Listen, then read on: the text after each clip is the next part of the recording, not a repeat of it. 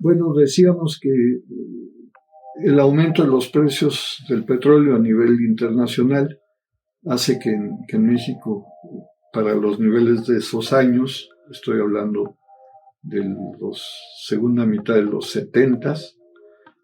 se llegue a $30 el barril, cuando había estado a 10, a 12 dólares. Medido a precios de hoy sería como $100 el barril, más o menos, deflactando con índice de precio de Estados Unidos. Sería un precio muy alto y que no tenía antecedentes en las finanzas mexicanas, y eso lleva a la ambición de hacer al descubrimiento de yacimientos y a la ambición de poder explotarlos y tener una producción y participación muy importante en el mercado petrolero mundial. Pero para poder lograr, se lanza también, sobre la base de que están bajas las tasas de interés y una cantidad de ofrecimientos de créditos de la banca internacional, la contratación de deuda a tasas muy bajas, que podían andar en el 4 o 5%. Entonces, unos años empieza a funcionar bien, se empieza a elevar la producción, se empiezan a vender los productos a buen precio, pero viene la época del cambio de las políticas y el fin del neokeynesianismo y la imposición del neoliberalismo, especialmente a través del consenso de Washington, y pues lanzan, eso lleva a México una crisis tremenda, porque una vez que los norteamericanos y la economía occidental reduce el consumo de petróleo coyunturalmente, los precios se caen después de haber estado muy elevados. Los precios del petróleo se caen, estaban a $30 y regresan a niveles de $15, y las tasas de interés saltan del 6 o 5% que había contratado México hasta niveles más altos del 20%, y pues eso destroza las finanzas mexicanas, porque de repente sus gastos se tienen que mantener, especialmente el pago de la deuda, y sus ingresos, que en gran medida dependen del petróleo en esos años, se caen y se genera un déficit que llega a ser muy grave, y genera una deuda pública que salta de representar 10-12 puntos del PIB a cerca de la mitad del PIB en unos cuantos años, ¿no? Entonces se genera una crisis muy fuerte, y a partir del año 1982, que se registra esta primera convulsión, la economía cae tremendamente. La solución que se perfila es, en vez de enfrentar una negociación importante de la deuda, se perfila un lanzamiento contra las finanzas populares, contra la economía popular, y especialmente contra el salario, para obtener excedente de ahí y poder sostener el pago, ¿no? El salario mexicano, el salario mínimo cae en los próximos 10 años, a partir del 82, cerca de representar, un 100% en el año 1976, digamos, pongamos ese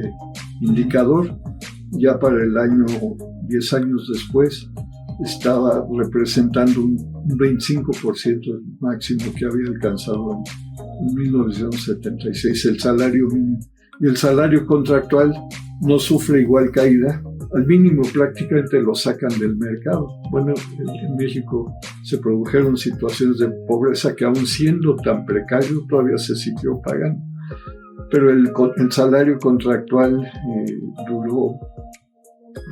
se mantuvo a la mitad de su capacidad que tenía real en el año de 1976. Entonces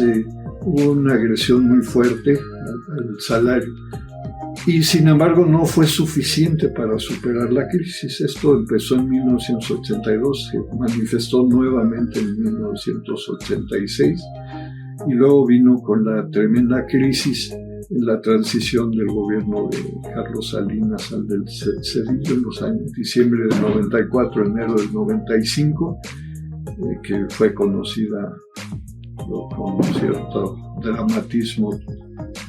trágico, cómico, como el efecto tequila, que además impactó a los mercados mundiales. Fue otro empujón para abajo a las condiciones salariales. Se sale de esta última situación, y digo se sale entre comillas, de la crisis del efecto tequila en los años 94-95, con unas negociaciones muy rudas, como fueron también las de 82 y 86, en las que poco a poco se fue pactando con los acreedores como condición para poder tener refinanciamientos de corto plazo y de mediano plazo, pues la privatización de zonas enteras de la economía, desde luego la contención salarial, se fue negociando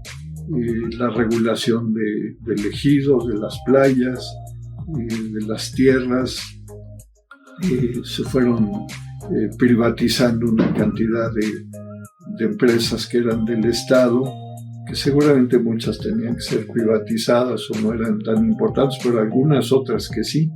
Desde luego se afectó duramente a Pemex, se descuidó a la Comisión Federal de Electricidad, se descuidó al Seguro Social y al ISSSTE,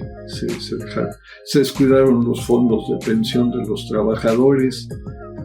Todo eso fue trayendo un impacto tremendo. Se le impusieron a México políticas económicas, y no está de más decir que la elección de 1988, en la que se impone a Carlos Salinas de Gortari,